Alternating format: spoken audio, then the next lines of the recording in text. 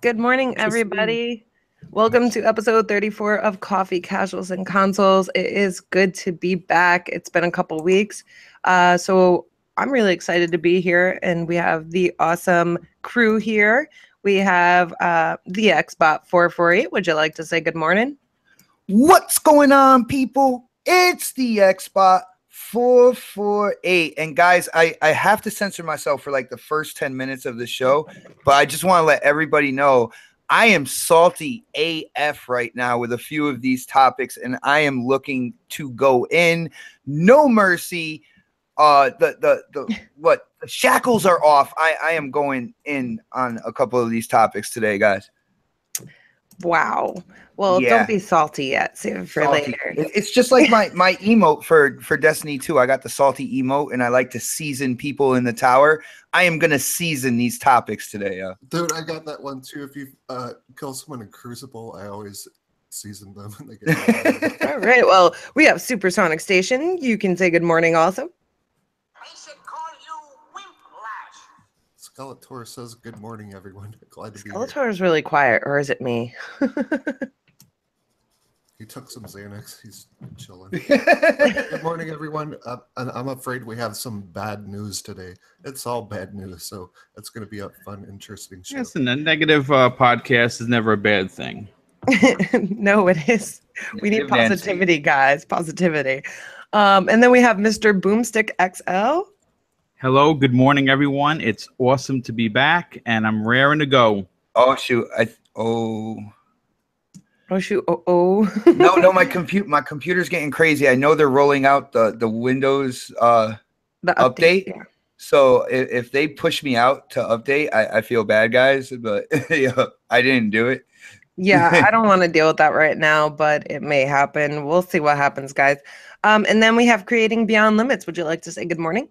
What's going on? That's pretty You good. tried. All right, you owe me about Tree Fitty. You sued me. Oh shit. Top of the morning to you all. Afternoon, good night, whatever time it is. I'm actually very interested in everything we're going to be talking about.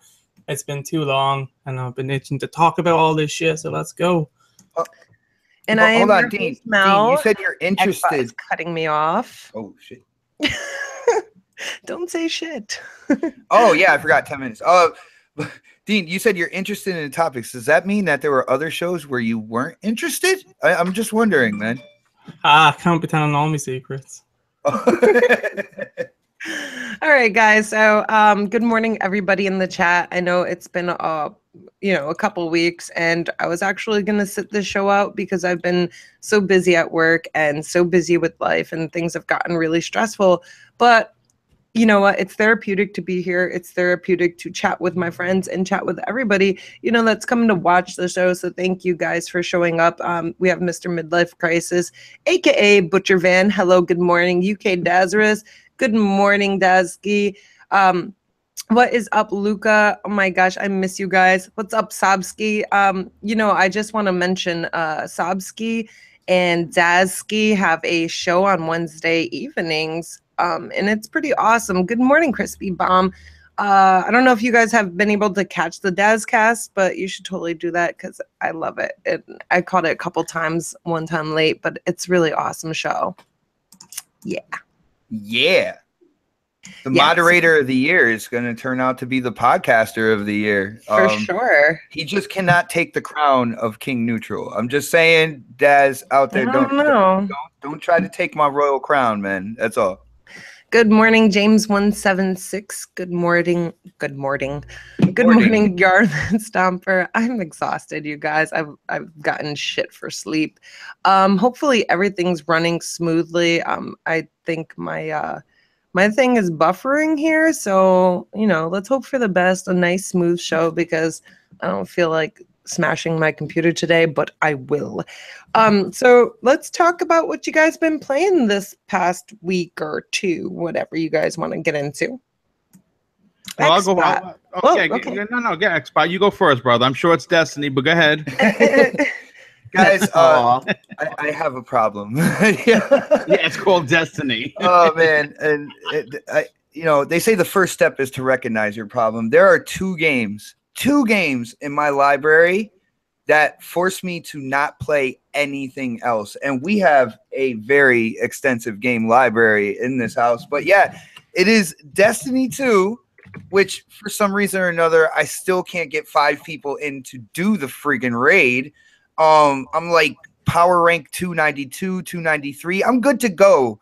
And I just cannot get a squad together. But, you know, they did the reset yesterday. Yes. I am so into this game that I tweeted out to like Mooch and Luca and everybody. I was like, happy Destiny 2 reset day. Yeah. You know, to get that powerful gear. I've had the pleasure of playing with Luca. She's awesome to play with. Mooch also. The Destiny and podcast community is amazing. It is amazing. It would be even more amazing if I could get 5 people together. I do have, I will give a huge shout out to the Iron Lords podcast because I have a few friends in there. Lord Cognito, Gaming Addict. Gaming Addict actually came into a party yesterday, and you know he asked, he was like, "So when you want to do this raid? When you want to do this Nightfall?" Because I still didn't complete the this week's Nightfall. And I had my cousin in there, and I had my another one of my friends. Shout out to Lethal Sinner, who is Lethal Papa's son. Lethal Sinner. Oh wow, that's cool. Yeah, he was in with me, and we were like grinding public events and stuff, and it just wasn't. Yeah, you gotta hook up with my brother. He plays. My God, if he didn't work, he'd be playing 24 hours a day. He is a. I want to say something about Destiny. The Iron Banner sucks shit now. I don't like it. That's something that me and my brother Neo Mental were talking about. Destiny 2 is good, but there's some things that I think they need to fix. Definitely the Iron Banner is one of them for sure. The gear is so randomized. I was kicking ass in the Iron Banner. It's been 10 minutes, right? Yeah, give or take. All right, if it's 8 minutes, that's enough. But anyway, like, yeah, I was tearing it up in the Iron Banner. I don't necessarily like control all the time. My favorite PvP in Destiny 2 is the one where when you take out the Guardians, you pick up their emblems. Yes, I like that one. That's my favorite. If they made a special, like a subsection of PvP that was just that, I would probably live there, to be really honest with you. I love playing that game type.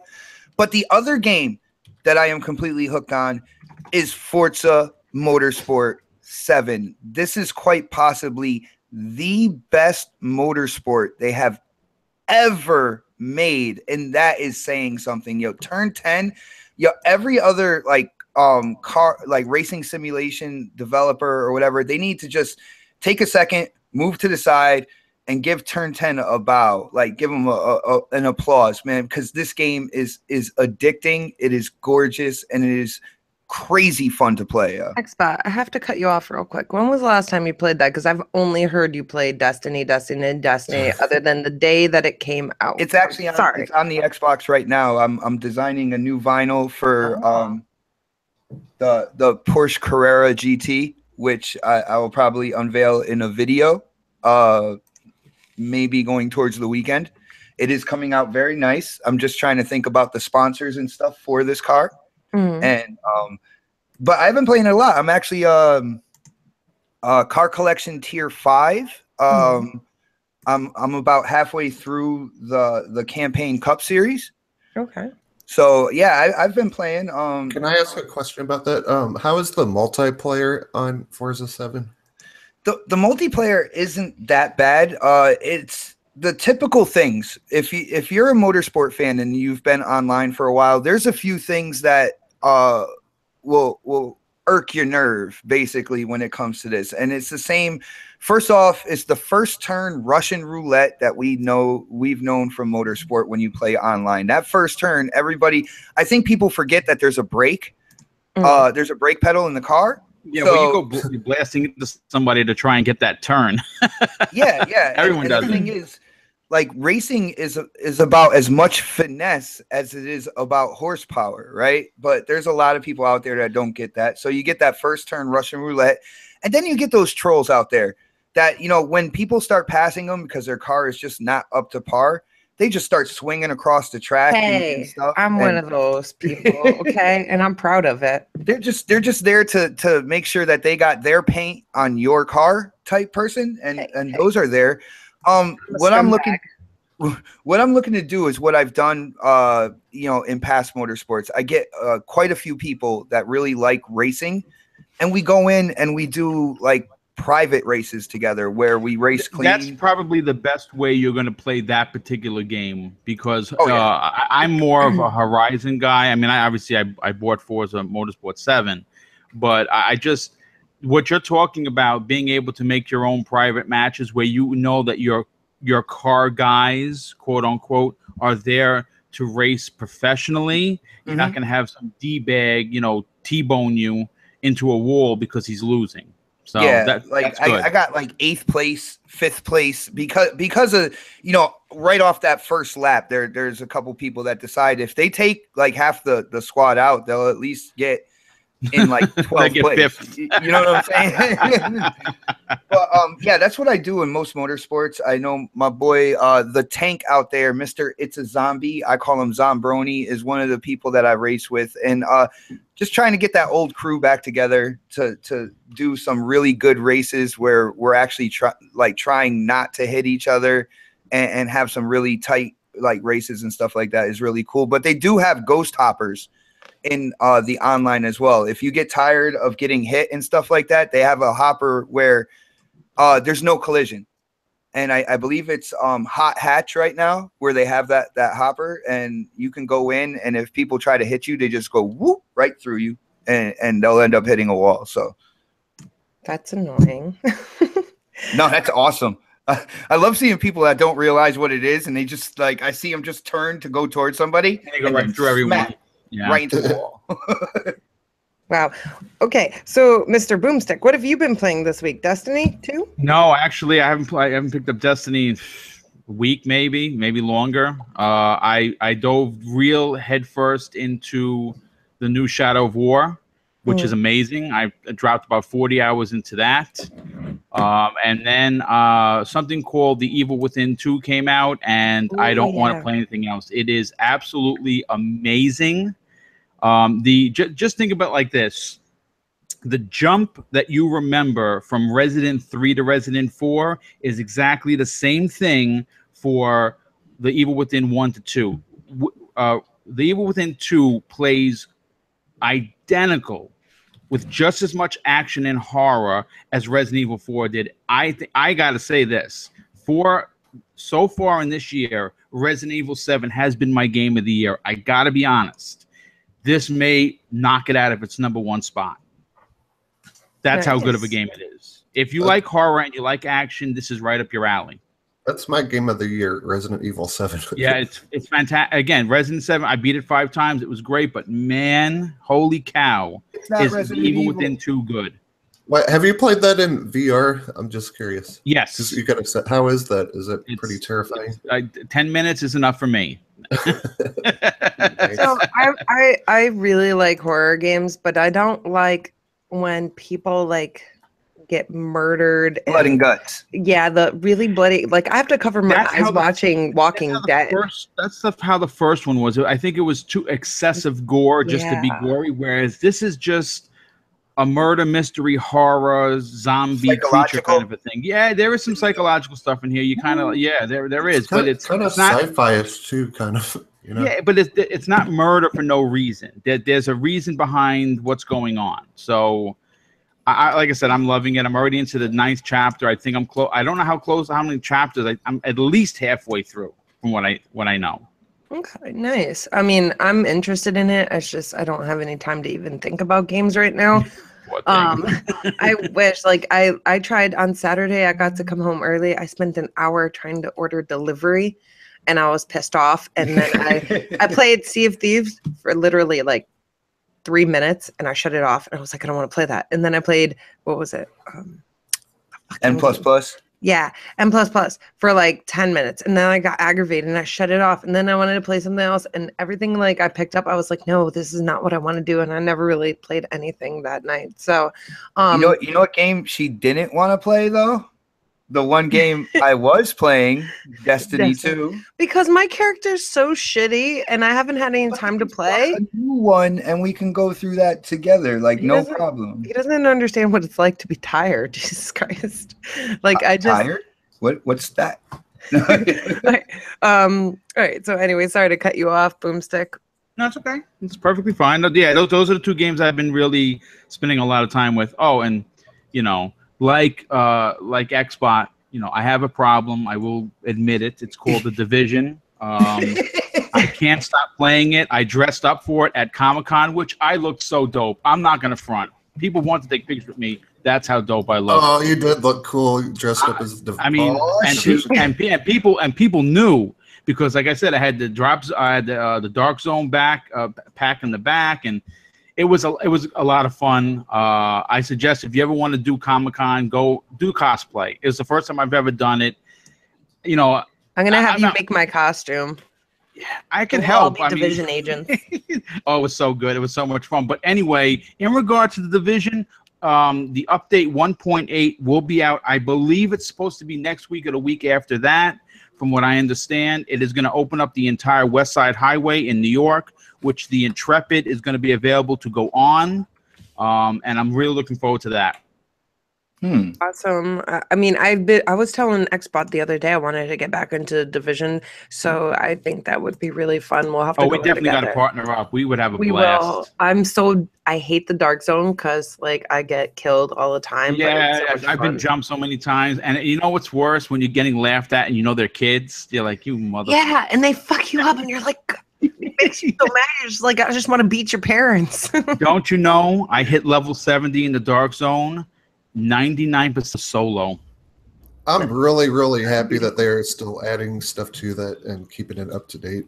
Yeah, they've really kept the content coming, and everything's free. Mm-hmm. That update with the new content, and it's brand new achievements, brand new PvE stuff, all new, and it's free. Beautiful. All right, and Supersonic Station, what have you been playing? I actually played awesome VR game on Oculus Rift. It's called Edge of Nowhere, and I thought it was gonna be like oh my god, no, I wanted to play that game when I first was looking into. Oh man, never mind, keep going.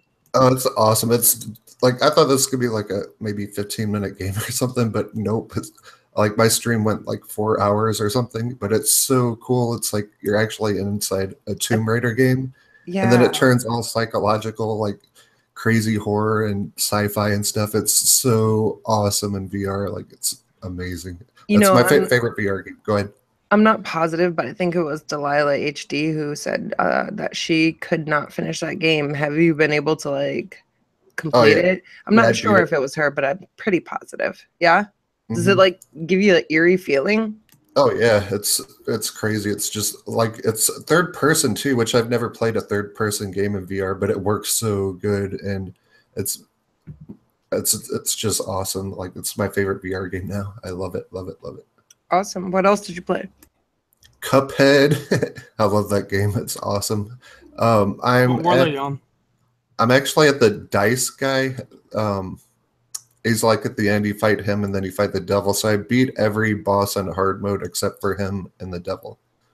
It's been a long road. So how hard is the game actually when it's not on hard mode? That's the only way I play it is in hard mode. So are people just over selling it on its hardness? No, like one boss will usually takes me 2 hours to figure out how to beat him. You got to have patience and stuff and try to remember stuff and figure out what works with which boss. But yeah, it's definitely very, very, very, very, very, very hard. But I love it. Once you beat one of these bosses, or one boss to the next, you just feel this great sense of reward. And it's accomplished. Yes. Some dopamine, man. And nice. Yeah, I love it. And then the third one, I just picked this up last night. So I'm only in 3 chapters, but The Evil Within 2 as well, as Boom got that too. And I'm pretty impressed with it. I think it's awesome. I'm glad it has way better controls. That's one thing that really irked me about the first one is the stamina. So you have a lot more stamina now. Yes. Yep. And it does have a slight bit of an RPG, element to it where you can boost your stats and the gun making, and it's a real solid package. It's just amazing. Destiny 2? No, Destiny 2 was the flavor of the month. Now Destiny 2 is a poster child for I've been there, done that. Yeah, I'm actually getting bored of Destiny. I just killed Xbot. He's on the floor right now. Somebody get the chalk. I need an outline here. It's fun for a couple months until they release like new DLC or something. Yeah, when the new stuff comes out. I mean, listen, I'm just under 290. I'm really stuck, and I just there's too many games, man. South Park just came out, and I haven't started it yet. I know it's raining. Oh yeah, I want that. It looks so good. I mean, I was a huge fan of the first one. It's getting good reviews too. Oh man, you guys are killing me. Don't even talk about games anymore. We're I done. had to choose betwin that and Evil Within. It was the gaming podcast that officially stopped talking about games because Mel's being a crybaby. All right. And then creating Beyond Limits. What have you played this past week? I didn't play Destiny, first of all. Sorry, Xbox. Yeah, the hurricane that we had the other day. Dude, I gotta ask you, and I know we're live and everything, but I'm gonna act like we're off air right now. Dude, does Ireland get hurricanes, or was that like the first ever? It was like the first ever, or like it was the biggest storm that we've had in 56 years. No, the world is ending. Trust me. Yeah, it's pretty crazy. Maybe the world is beginning. Like literally, it wasn't anything compared to like what everyone else was getting. It was like a pretty minor, but still like enough that we had to we got warnings to stay indoors and stuff like that. Wow, and a few things did happen and stuff, but compared to like what everyone else is getting around the world, and considering Ireland doesn't usually get things like that, it's kind of messed up. But everything was fine. Stayed in and binged season 1 of American Horror Story. So that was fun. That's a great series. It's a great show. It really is. Get to see Lady Gaga's boobies. Yeah, you're spoiling future. I was gonna say that's excitement right there. I believe all you have to do is go to her concert or just see her going down the street, and you'll see her boobies. So good point. He hasn't walked down our street lately, though, so I don't know. How come I just pictured Supersonic Station in a bush, like stalking Lady Gaga's like mansion? Wait, in her bush or in a? Oh no! Okay, so back to Creed. This went off the cliff. Has it been 10 minutes yet? Demonetized. I'm choking over here. I was gonna say she's choking. I can hear her. All right, so creating Beyond Limits. Did we finish with what you've been playing? No, I didn't even start. What I've been playing, the game I played most, I'm kind of addicted to it. Fortnite. It's Battle Royale mode. Dude, you are so addicted. Anytime I see you on Xbox Live, that is all you're playing, dude. It's so good. It's just creating Beyond Limits. That's one of the games that I turned on and shut off after 5 minutes. Why? Because I couldn't play anything. I was so indecisive with limited time. I felt sad. I know, but it's so good though. Like I've played it a few times with like Noble when it came out for us. I have to like play it again with him. Just been on it doing solo, doing some squad and matches with my friends and stuff. It's just such a good game. I did a review which should be up on my channel like in a day or two, sharing my thoughts overall, talking more about it. But it's free for everyone, like for the Xbox, PlayStation, PC. It's worth trying if you haven't already, because you're not really losing that in but a little bit of time. Friday the 13th, I know we all love to hate that game. Some people like to defend it a little bit more, but everybody was playing it on Friday the 13th, though, except for me. Yeah, they added a new map and everything, and weather effects and stuff. I heard. Yeah, they added a new map, a new Jason and stuff, and they added weather effects. Yeah, that's all right. Well, Dead by Daylight is adding Freddy Krueger, so what's the deal, guys? It's like, well, there goes all like chances of unless they do get him somehow, but that would have been such a cool DLC for Friday the 13th, because like the whole Freddy versus Jason movie and stuff like that would have been pretty awesome having him in the game. Oh, having 2 villains at the same time would be incredible. Yeah, and they can fight each other while trying to kill the most counselors. So that would have been awesome. but they're the two games that I played, really. I've mostly just been playing Fortnite. Nice. Life is Strange Episode 2 is out this week, so I'll be more likely to be playing that. So yeah, that's what I've been playing. I gotta ask, what Life is Strange, because it's a prequel, right? And there's supposedly no superpowers. Now, Life is Strange, the first one, the whole rewinding time and stuff like that, I could see that as the hook, with the character development and stuff like that. Like, I don't understand why people are so excited with this prequel if there's nothing like that rewinding time element to it. It's just like when you play through the 4th season, like you get attached to the characters and to the world. And to most people, Chloe, the girl that you're playing as in this one, who was Max's friend in the first one, like most people would probably have her as their favorite character or the most interesting one in the game. And considering she's the one that you're playing as this time around, and getting to see, like, because in the first game, it's all about a murder case, like Chloe's friend is missing and stuff like that. And you're getting to, because she was gone already in the first game, you never got to know Chloe's friend.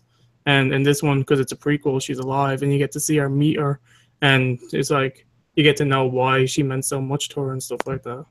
It's a good game, though. The second episode's out this week. I can't wait to check it out. Beautiful. And I gotta give a shout out to Abacab. Abacab, I did not have dreams last night. They were absolute nightmares, and I think we'll get into it when we get into the topics. Yeah. Oh yeah.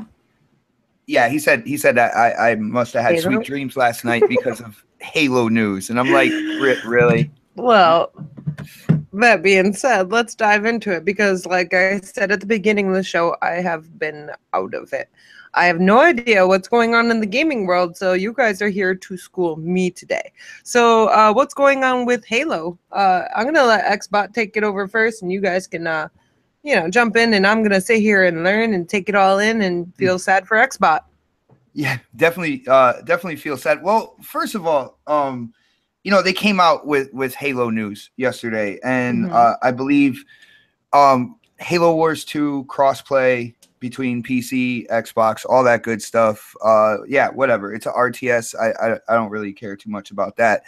I was waiting for like little tidbits on either, more content coming to Halo 5 or, kind of like teasing towards Halo 6, because I have gone on record. You and me both. This is the first and probably only time we're ever going to agree, but we both teamed up on Crossfire and told Mooch that he was wrong about a delay for Halo 6. Yeah, well, see, here's the deal. You got the Xbox One X coming out, and it's a light year on the Xbox side when it comes to exclusives. So 2018, you gotta, as the company, you gotta look to knock it out the park. Like, do even better than better. You know what I'm saying? And they got a really good lineup so far coming out.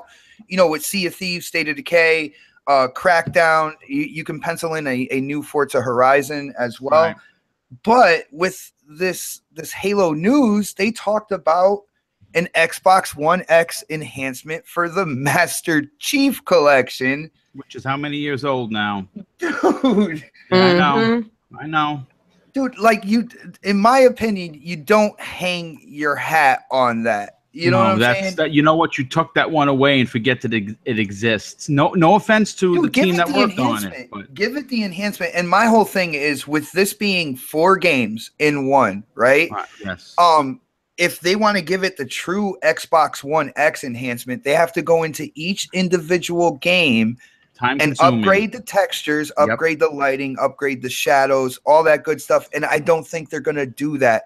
I think this is just going to be an up-res to native 4K, guys. And in my opinion, it's good, but it's not something to put on a banner in front of your building and say, hey, look at that. This is what we're doing right now. Isn't that amazing? You know what I think, and I think you'll agree with me, that I would have rather them announce Halo 3 remastered from the ground up in 4K with the Xbox One X enhancements. Then we would have had something exciting to talk about and look forward to. Dude, and they see, say that's exactly what they're doing to it. Wow, they're just. I don't know who it was that I can almost mentioned- guarantee it's just a straight up-res to native 4K. It's probably going to be very similar. And I don't want to take the credit away. Someone said this. I wasn't sure if it was you when they mentioned the Uncharted collection was really just up-res. That's what this is going to be. CBL has a twin down there. So. That would be what's awesome. he doing? All right.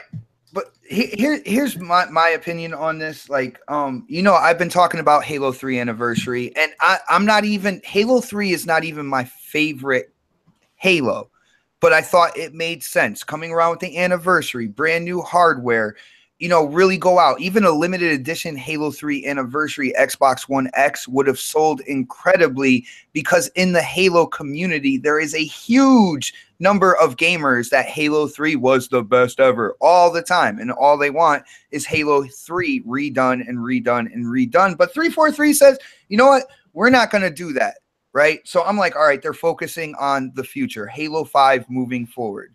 So I'm like, all right, this is where we're going. And then they come out and they announce, well, we're going to give the Xbox, the Master Chief Collection, the Xbox One X enhancement, which I believe is only going to be a 4K up-res. They did talk about fixing matchmaking, but if they haven't done it by now, Right.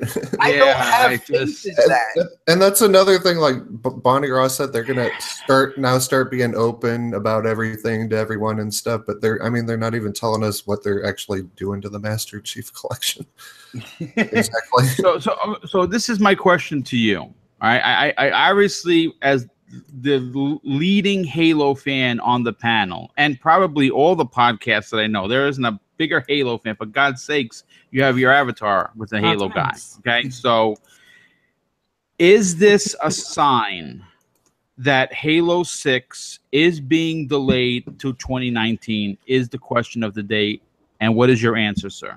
See, now this is something me and Crap have been talking about, and Crap, I'm just going to let it out because, BGST, the Twitter DM is live all the time. Like, we're always talking about news and stuff like that. And I think Crap Gamer agrees with me on this, that with all this news, right, with like they're talking about the MCC, they're talking about, even Halo Wars with the crossplay. Yeah, whatever. It is a sign that there's a possibility that Halo 6 isn't going to come out till like 2019. That's and in terrible. my opinion, that is a huge mistake.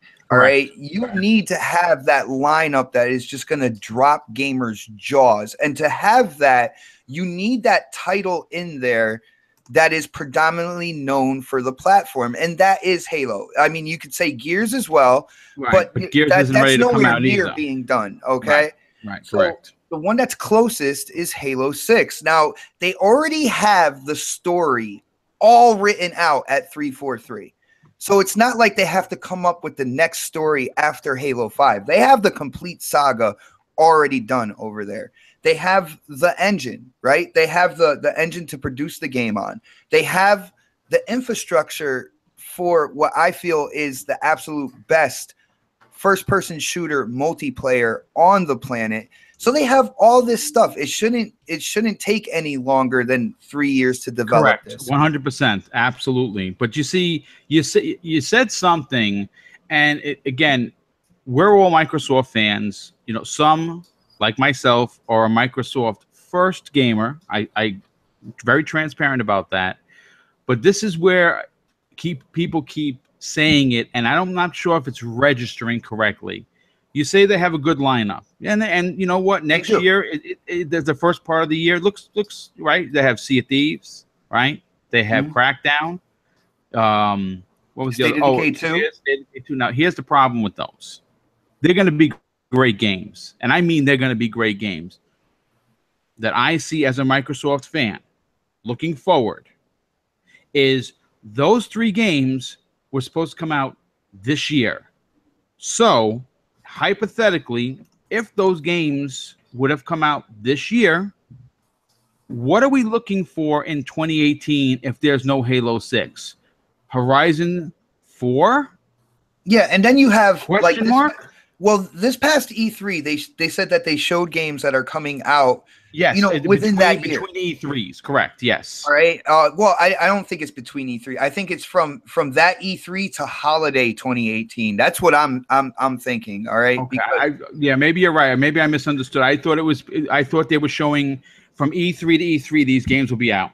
So even the smaller titles, I know there was like that online competitive title that I forgot that kind of looked colorful, almost like a Battleborn type. Yes. Yeah. I don't remember the name either. And of course, Ashen. Ashen is one of those games that is completely on my radar now. Yes, that looks like it's going to be a big one. That's going to be a surprise. I don't think it's going to be a surprise hit, but I think it's going to be a big success. So they got multi-plats that they're showing off, which are going to really look awesome on the X. They got the smaller indie titles like Ashen and stuff like that will fill out the year. They have the beginning of the year kind of like set in stone, and then what for the holidays? Forza Horizon 4, but they State need of Decay. more. Well, that's supposed to be in the beginning of the year, supposedly. Yeah, beginning of the year lockdown. What makes me mad, not really mad, but upset, is we haven't even gotten a Halo 6 teaser. Yeah, it's like silent. Now, here's the thing in regards to this. I know that we're all doom and gloom right now. Like, oh my God, Halo's ruined, right? 2019, if it comes out in 2019, the world is over. But here's the thing. This is just pure speculation. Microsoft has not said anything. I know that they know what we know. Okay, I'm doing around random here. I don't think you know what they know, what you know, what he knows. But it almost would seem like a crime against humanity to launch a new system as powerful as the X and not have a new Halo game to go with it already. Because it's launching, in a few weeks, but the fact that it'd be out for almost a year and there'd be no Halo title on there. I'm just saying that's what it was like with the original Xbox One, though. The Master Chief Collection didn't come out to a year after, and Halo 5 wasn't the 2 years right out of my mouth. Nah, you know what though? I mean, look. And look at sales, I guess, right? Boom. They're trying to figure out how to put loot boxes in Halo. Well, my whole thing. We have them technically. There has been a stigma around Xbox One since 2013. And of course, like I said, I give a lot of that to Microsoft for not being able to explain their system, all that good stuff, right? Mm-hmm. Now, Phil Spencer came in and, turned it around when it comes to the hardware. But you can't just offer the X and then have like an okay lineup coming on because of that stigma, because of that negativity. You have to have a lineup that just slams the hammer down. Everybody's like eyes are wide, their jaws are on the floor, like holy crap, they are bringing everything to the table this year. And if you don't have that pinnacle, that pinnacle franchise, a new title, Halo 6, coming right around the corner from your new hardware, it's a fail to me. I don't think it's going to be like, we got to close the doors, spin off Xbox and stuff like that. But there's things that Microsoft and Xbox does. And I know one of the topics is the fall update that they just went live and stuff like that. There's some things that they do that get me to scratch my friggin' head. Like, what are you thinking right now? At Shannon Lofton, we get Lucky's Tale and Zoo Tycoon at launch day. Zoo Tycoon is an awesome game, though. Yeah, you know what? Listen, I'm excited for Lucky's Tale. I've said it publicly, privately, and otherwise. I grew up with 3D platformers. Obviously, I'm a lot older than a lot of people here on the panel, so that was my thing. I love platformers, so I'm super looking forward to this game.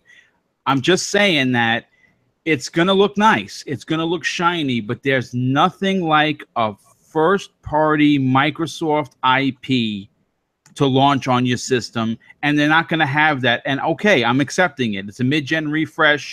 We're all excited. The third-party games are going to look great on it. We all know that. They keep saying that, but we need. Like I said, I just think it's going to be a big miss if when 2018 rolls around, holiday, which is still 13 months away from where we're sitting right now. If it comes out November of 2018, to 13 months away, they can't put Halo 6 into for us to play. I just think it's going to be a big miss. Am I the only one that thinks it won't be that bad if Halo came out in 2019? It won't be that bad? No, because it pushes everything else back another year. I think they should take I think they should take as much time as possible to actually release a good game instead of releasing a shit one. They've had a lot of time. By that, but I mean, at that point, it's going to be, oh my God, what, 5 years development time? Well, that's usually like Halo 5 Guardians was in development for years, and that fucking still didn't make a difference. It still turned out the way it did.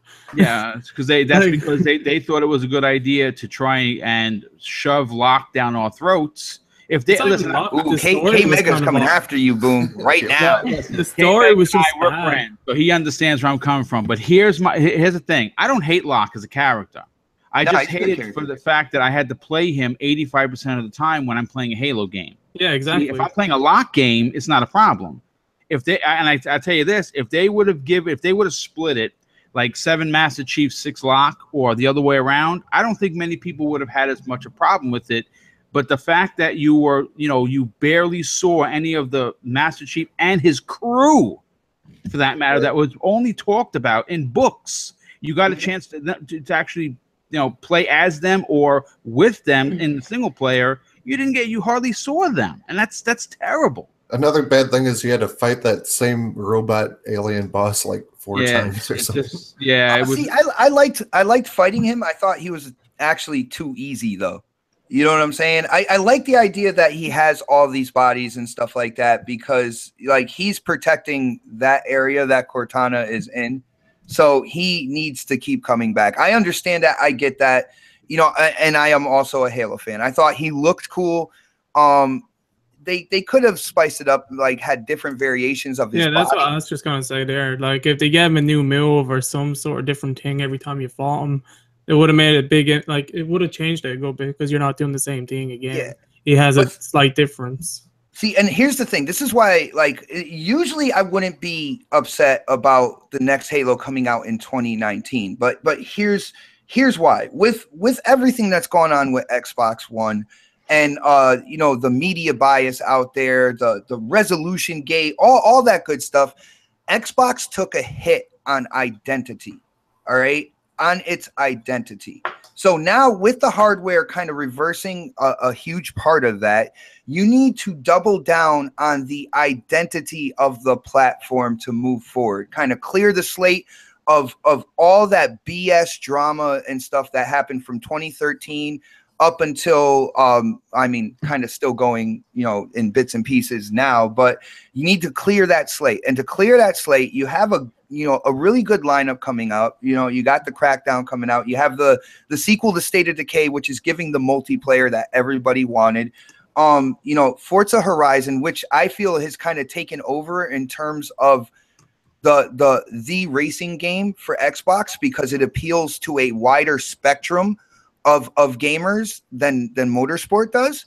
And you need that nail, that one thing that when people say Xbox, what's the first thing you think of? Halo. Yep.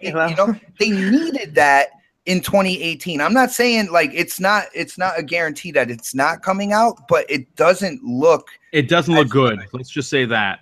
And they needed that. They absolutely needed that this year to clear that slate, get all that BS like behind them, and to move forward. And what do? They start championing a 4K enhancement to the Master Chief Collection, which in the Halo community and a bunch of gamer communities, they're like, oh, really? You're bringing that there? Dude, it's like that cousin that no one really likes to talk about, but he comes to the family, family gatherings, like, yeah, that guy over there, that guy's an asshole. That's why they were sourcing the Master Chief Collection out to another developer, though. So it's not going to be them focusing on it too much. I don't know. How awesome is it, though, to seeing Halo 1, 2, 3, ODST getting and 4. I forgot about that game. Getting a 4K update. Like, this is a collection that we've gotten like 2 years ago or something. No, but I think that I just want to say something. I think that they need to focus on the future of the game before they take a step back and bring that up to speed. Like we've already played those games. Yeah, we don't need a 4K update. The fan base has been really pissed off ever since the whole shit happened. The Halo community's always pissed off. Yeah, they have. No, but like this is just if they like trying to like defend it or fix the problem a little bit, it'll give them less fuel to just randomly say, "Oh yeah, Master Chief Collection, it's still broke 3 years later." But now they'll be like, "We fucking fixed it. Say something new." No, they'll be like, okay, it took 3 years to fix it 80%. Yeah, that's what they're gonna say. And not for anything, the whole 4K thing, like I said before, I feel like it's just gonna be an up-res. So if you're gonna do the Xbox One X enhancement, announce it, but say, hey, we are gonna take our time with this. We're gonna go into each game, right? Upgrade the textures periodically throughout the year. Yep. Upgrade the textures, upgrade the lighting, the shadows, and all that good stuff. If you're gonna give that attention to this title, then give it the 110% attention and not the 70% attention. You know what I'm saying? Yeah, I know. We have to wait and see because they weren't fully like saying what they were doing. They did say they were go in and fixing things and improving things, but like, well, how far are they gonna go with that? Who knows? They could have some more things to add to the game other than just 4K up-res type of thing. So fingers crossed they do a little bit more. Give it a new interface or something, make it look like a completely repainted, refreshed game that works. Bring it out.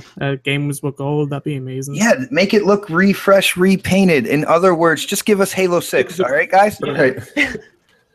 Yeah, I mean, they said Bonnie Ross said she's going to be transparent and talk to the community and stuff, and like, there's just nothing coming out about Halo 6, and it's kind of worrying me. It's definitely worrisome for sure. I mean, again, we're still 13 months away from when a Halo game would launch during the fall. Usually, so it's October, November. So we got some time. I don't want to say that it's delayed. I my glasses as a person. It can't be delayed if there's never an announcement about it, though. Well, I mean, again, this is. They said that they didn't want to talk about games too far in advance because they were afraid of disappointing the fans, right? So yeah, but it's Halo, man. Let's imagine. Oh yeah, no, Microsoft canceled Halo. No, but you know what though? They have to get this right. They may again the multiplayer on Halo 5, amazing. I don't play a lot of it, but what I played of it, it's amazing. Xbox, he can attest. He's there every other day. He loves it. Many people love it. They're still, they're still doing things with it, and the community keeps coming back for it. So obviously, it's a good mode. The single player, I mean, again, like Locke, hate Locke. I'm going to be honest with you. If I was writing the script, how it would happen is the ship coming in would burn up with Locke in it.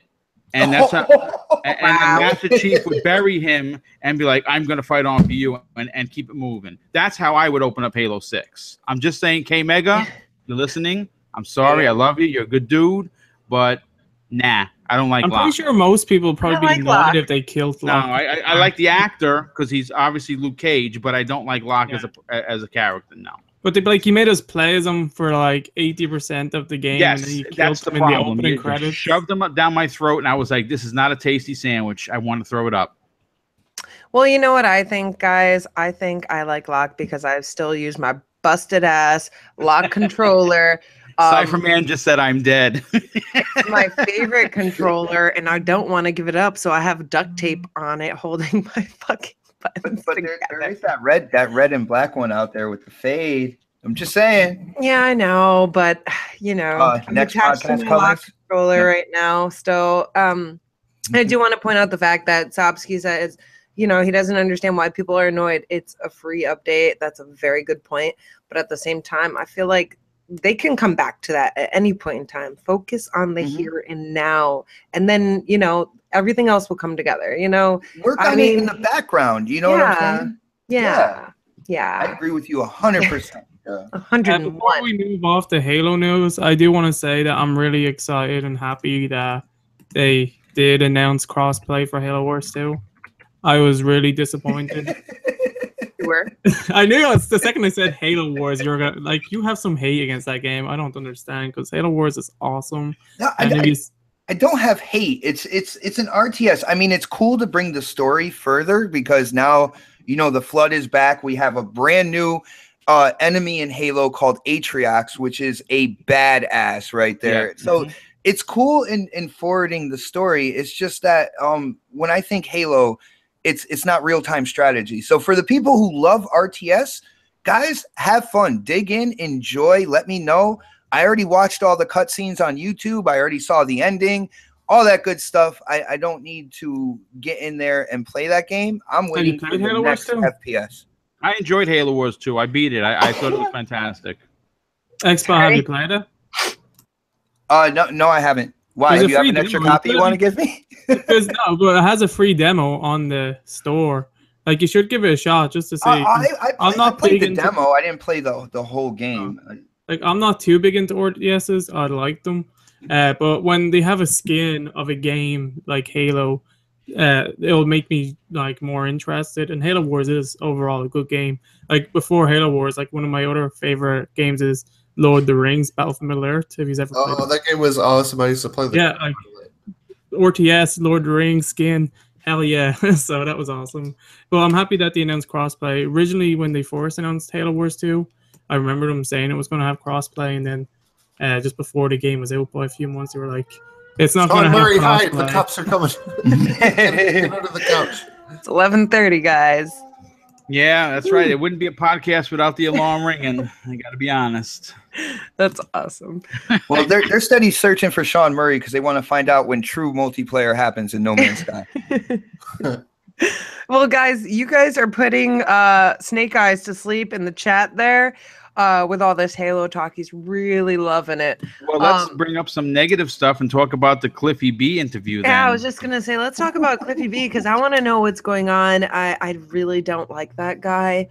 And I like drama. So please do let me know what has been going on. The nicest possible way to say I don't like. I'm trying not to say douchebag. Well, basically, he was interviewed by GameSpot, and it was a general interview, and the interviewer asked him about what's been going on with Lawbreakers. Now, for context for the audience, yesterday the player count on Lawbreakers on Steam was 10 people. So to say that this game is a flop would be really bad. Would be an understatement, because I'm sure games that are 10 years old have more users than the game that launched a month ago. Wait, can I just say something real fast? Sure. Out of the 10 players, how many of them do you say were developers of the game? Good point. Well, I was just thinking, is it 4v4 or 5v5? Because if it's 4v4 and there's 10 people on, that means there was 4 versus 4 and 2 people were waiting in the lobby. Oh, that's so bad. Listen, you never want to see a team fail. You never want to see a game fail, because people, obviously put a lot of work into this game. But when you have a guy like CliffyB, and listen, I don't hate the guy, but I do think he's a dick. I think he's well aware of it, that he is one. Oh, yeah, he takes pride in that shit. I can tell. I know, but you know what? In the interview prior to this one that I'm going to discuss, he said that he knows that he needs to stop being a dick on Twitter. Well, you know what? Someone needs to, again, maybe because he owns a company, no one's going to PR curtail him, but he needs a handler of sorts. And I'm being serious, because, you can't put a game out and say, like shun an entire community like the Xbox community, where he got his fandom from. Oh, by the way, you just can't do that. So when they were interviewing him, this is what he had to say. He says that, in his opinion, Microsoft, and I quote, feels rejected and offended about not bringing Lawbreakers to the Xbox One. What? Those were his exact words. Dude, he needs to get some duct tape and put it on his mouth or something. And he's offended?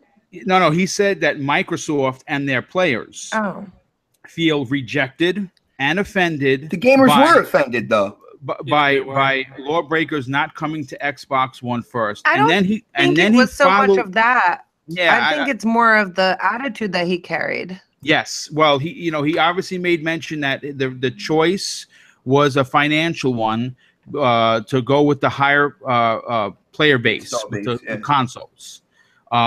And then he follows, and this is how he follows up that insulting comment about that Xbox and their players feel offended and rejected. He follows it up that right now they would like to. He goes. The interviewer asks him, "Well, would you like to bring it to Xbox?" He said, "Yes, we'd like to bring it to Xbox and other platforms. Right now, we're investigating both consoles and he mentions the Nintendo Switch, and he said that's a promising console. So in that statement, he's saying that, and again, this is just me looking at it and taking it apart, that he would rather see it come to the Switch first before the Xbox. Yeah, that's not what he's saying.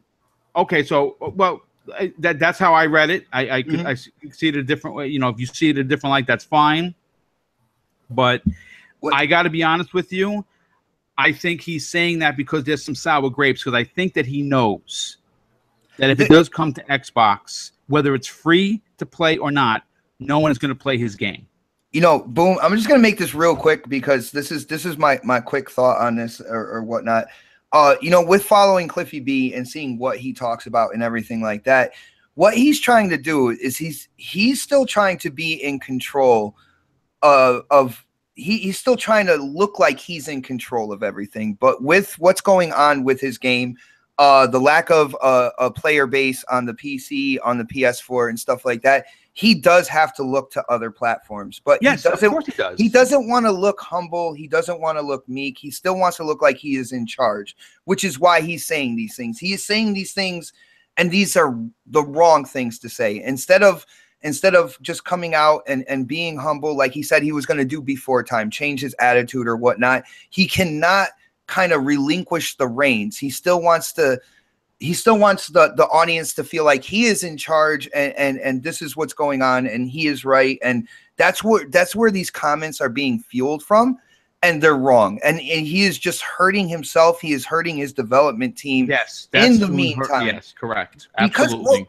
And he wasn't necessarily wrong with saying that, you know, the Xbox gamers were offended, because they were. Yeah, I was one of them. I was offended. I felt a type of way. All right. So that's, I mean, that is the truth. But the way he puts it out there, you know, being kind of like being pompous. Yes. You know, that is the wrong approach to that. And it's something that he has done year after year after year, you know, and it's what he does. It's going to be the end of his career. Yes, I agree. The end of his career, man. I got to be honest with you. If, again, this is because I'm a rational person. I'm very transparent. Everyone knows that.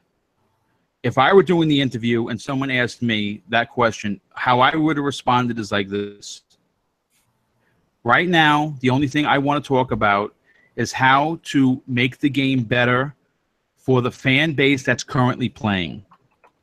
That's how I would have handled it. And I said, right now, we would like to bring it to other consoles. We're exploring the possibility of that. That's how it would have been. Not immediately the first thing out of your lips is, well, you know, Microsoft feels rejected and offended. Hey, you think this dude would be humble after this? Because it's really, really bad. But you know what's funny? Those are the exact words he used on the interview that was on September 15th about Lawbreakers. I'm very humbled by this situation. Those are the exact quote from him from September 15th by the same news hounds that interviewed him. So he obviously is not humble. Right. Butcher Van in the chat put it out there. He said more people are playing No Man's Sky more now than Lawbreakers. That's what it is. I'm not going to front here. I put 60 hours into No Man's Sky. I had a lot of fun with it. I know everyone hates on it, but it's fun. It's fun to make fun of it and stuff like that. But there's an explorer. If you're a gamer, there's a part of you that is an explorer. Let's just be honest there. Yes. And that game, that part of you is attracted to that game. Now, hopefully, you know, everything they keep adding to the game, which it seems like they're going to do in intervals and stuff like that. And hopefully at some point in time, they reach that, you know, everything that they kind of promised with the game. But until then, if you have a PS4, there's going to be an itch. Even if you don't want to talk about it, there's going to be an itch deep down inside you. If you don't have No Man's Sky to even just rent it to see what it's like or whatnot, it's because it's that exploration that really tries to catch people. Yeah. Well, just for context, people, I know there's some people that are like, oh, he's an Xbox guy. He hates the PlayStation. Well, I liked No Man's Sky so much that not only did I buy it, the collector's edition on the PS4, I bought the PC collector's edition because I wanted the model of the ship, which I currently have, and then sold my key. So I was a supporter of this game. I put 60 plus hours into it. I have not gone back to it since the updates because I think I might have had my fill with it. But I really enjoyed what I played of it. And for the exploration part of my brain, like you were saying, dude, yes, I wanted to explore the universe. All right, I'm like here listening, but I'm typing. No, I mean, listen, that's, you know, I mean, again, it is pretty sad that a game that had so much negative stuff about it has a more larger player count than a game that came out only a couple of months ago. It's Okay. terrible. I have a question for everyone on the panel. What's up? When Lawbreakers releases on the Xbox, would you actually buy? No, I won't on principle. I will not support CliffyB. I'm sorry. If it went $5, I'd buy it on PC just because you could play it in VR and stuff. But that's the only reason I'd get it. I would play it if it was free. I don't know about buy it, but there's so many other games I'd rather support right now. But yeah, it's like I'd want to support just because I feel bad because I know who shit's doing. It's like, I'm sorry, your game. Like I said, I feel bad for his team. I don't feel bad for him because remember, at the end of the day, when he signs out of work, which is probably his house, he has a mansion. He's driving Ferraris and everything else. So I really don't feel too bad for him. I feel bad for his team that's probably going to be out of work. That's right. Yo, Cliffy's still cashing checks from Gears, man. Well, again, that's Cliffy, not his team. Yeah, no, that's what I was agreeing with you saying. Yeah, that no, I'm just saying that. He's crashing Lamborghinis and stuff. And he don't care. Yeah, I'll buy another one tomorrow. It's his studio, though, isn't it? He owns. Yes, he owns the studio. Yes, he does. So it just depends on how much he's gonna put towards the studio and making sure no one gets fired because he knows, like he said, he knows that it's his fault. So is he going to throw people under the bus because of his mistake? Or is he going to, if he does have a lot of money, like just invest more into it because it was his mistake? Yeah, he'll just blame everyone else but him. Well, I can tell you this, if any kind of story within the next few weeks or few months breaks where his entire team has been laid off, he'll never launch a game again in this industry, PC or otherwise. I'm just saying that. Going in. No, I mean, listen, you know, Microsoft hired Cliff Blazinski to return to Gears of War 5. Yeah, well, you know, that I don't think that's going to happen because he's hurting his brand. Oh yeah, absolutely. He really is. Just every time a story comes out, the ditch is getting deeper. And he's burning a lot of bridges with everyone. So, all right. Well, keeping on again, I hate being a negative podcast, but you know, there's a lot of negative stuff in the world of video games. And yesterday, a story broke from the Rolling Stone regarding the whore masters known as Activision. Damn. Okay. And they apparently filed for a patent in 2015 called Glixel, which basically would make gamers, whether they want them subconsciously, buy loot crates or microtransactions. Now this is where it gets really nasty and slimy, by matching lower skilled players with higher skilled players so they would buy the microtransactions to keep up in the online space. Wait. Time out. What? Yep, you can go. I linked it in. I linked it when we were talking off the air. Yes, this is confirmed now. According to Activision, they're not currently using this. It was something that they were trying to develop, but they patented it now. It's not only that, it's like when you get that good gear and you pay for it, they're putting you in matches with way low-level players, so you'll think you're doing like good and the gun was like totally worth the purchase, so they'll get more. It's so slimy, and there's Activision and EA are scumbags. bags, man. Yeah, they're You said you gross. patented- I want to read the exact quote. It says All right. here, Activision tells Glixel that the technology is currently not in any games. And this is their Bullshit. quote. This was an exploratory patent filed in 2015 by an R&D team working independently from our game studios, says an Activision spokesperson.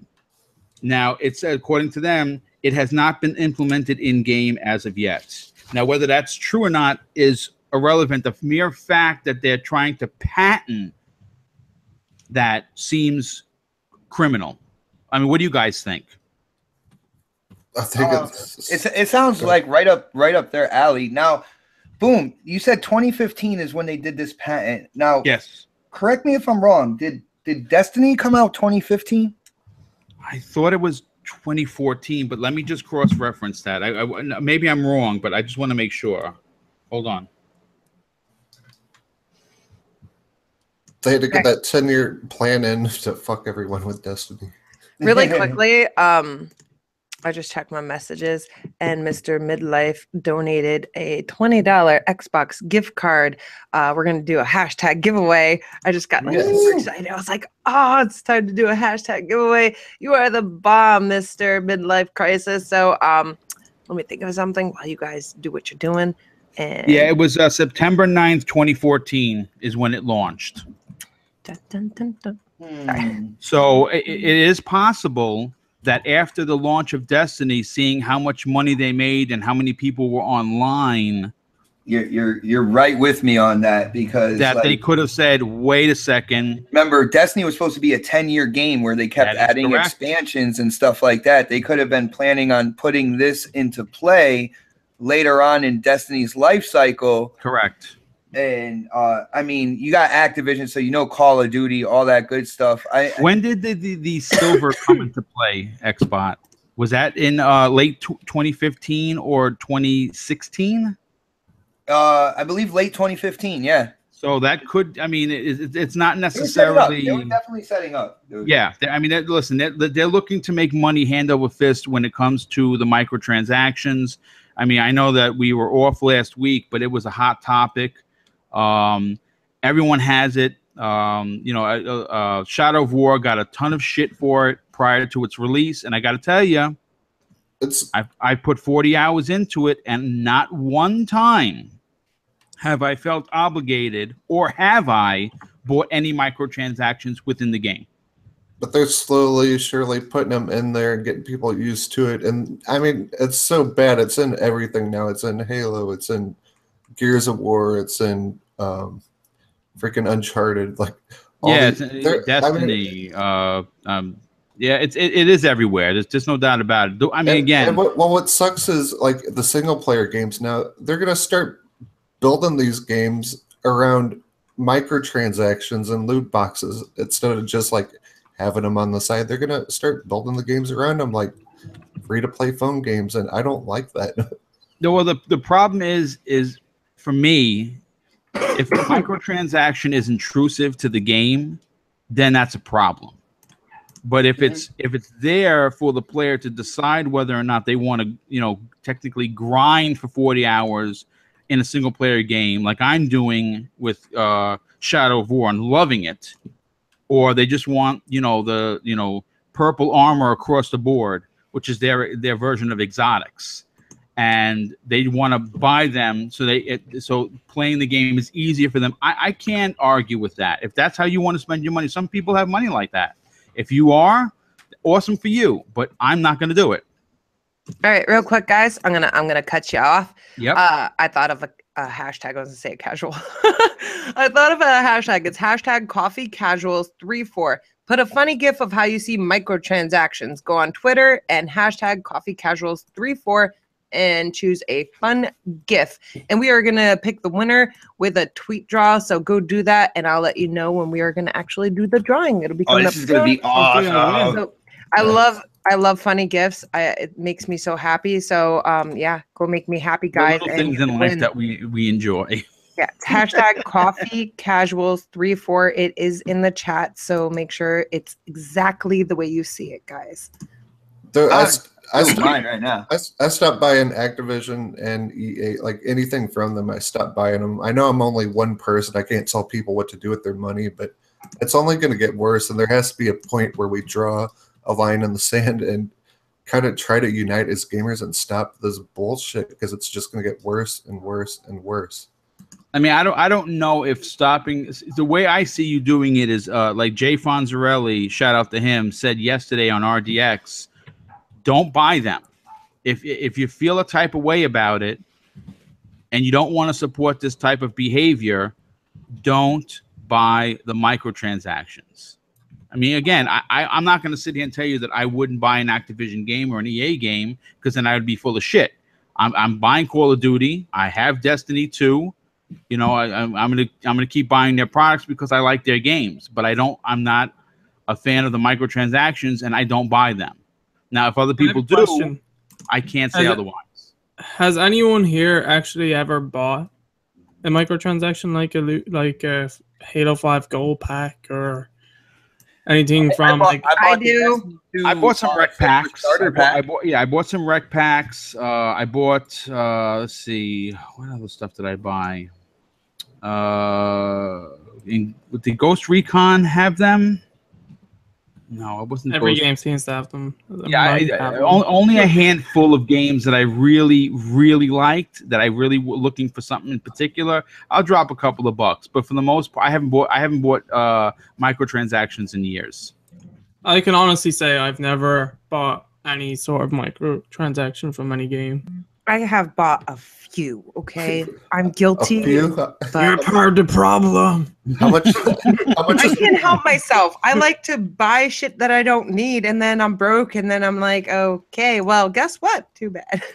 The only microtransactions that should exist in games are the ones like Overwatch. Those loot crates, they don't make a difference to the game. You get some skins and stuff like that, different animations. And they support the game with free updates, like, you know, that the pay for the characters and maps. Characters, so, yes. Doing it like that and having a source, that makes sense, because they're all DLC is free. But when you have something like Shadow of War, a single player game with some multiplayer with the sieges and stuff like that, having loot crates, but then they also have a season pass, is kind of fucked up. So that's true. Yeah, 60 full price game, and then they do the you can buy it for this much if you and you'll get to play 4 days early, and then the season pass, and now loot crate. It's just getting so bad, and it's getting in every game. And I say like, just buy the regular game. Like, who buy the regular game? Smart idea game. To make orcs come out of loot crates. Like, what the fuck?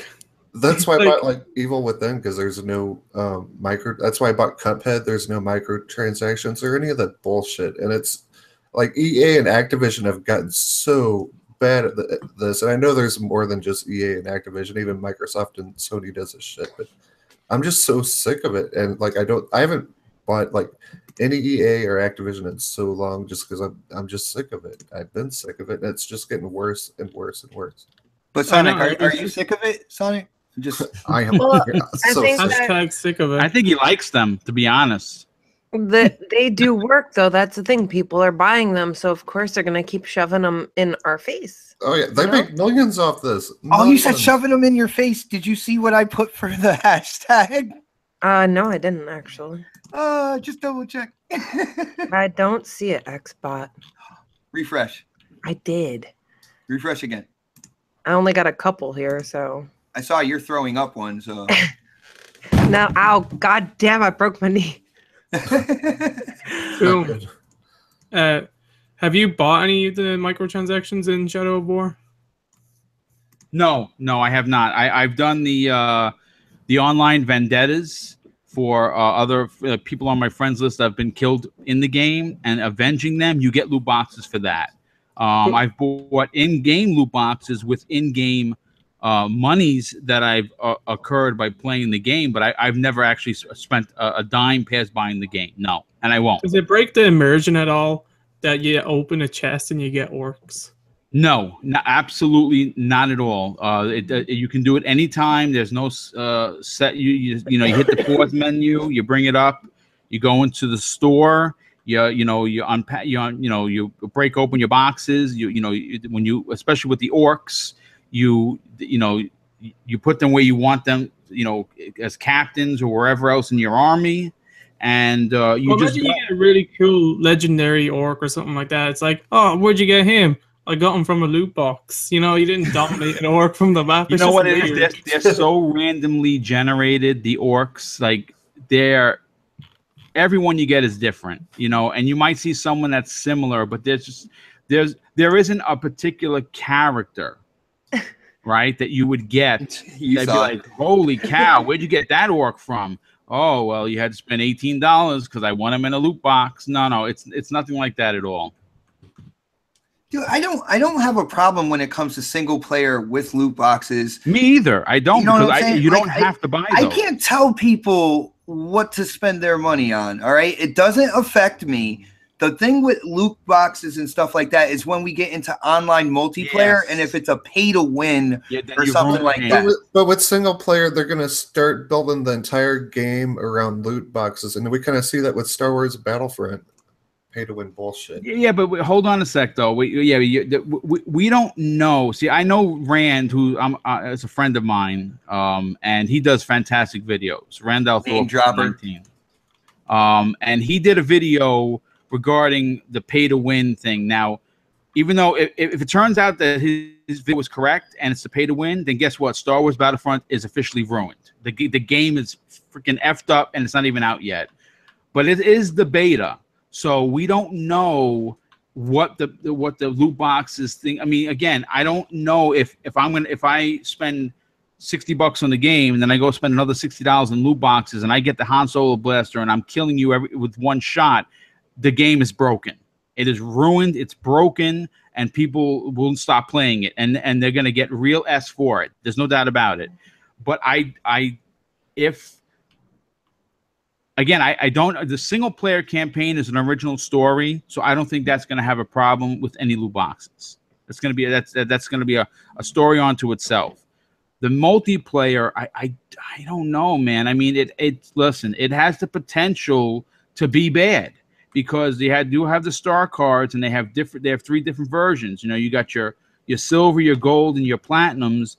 And if I'm spending more money than you are, and I'm keep getting the Boba Fett platinum, where it literally takes away 100% of the damage, you're gonna wreck house because you spent more money. That was a good idea. Like, that's just fucking ridiculous. It is dumb. There's no doubt about it. Even in the space battles, like, people get double rate of fire and like better. Yes, like, you're just gonna get wrecked from people spending like $100 on Star Wars loot boxes. It's stupid.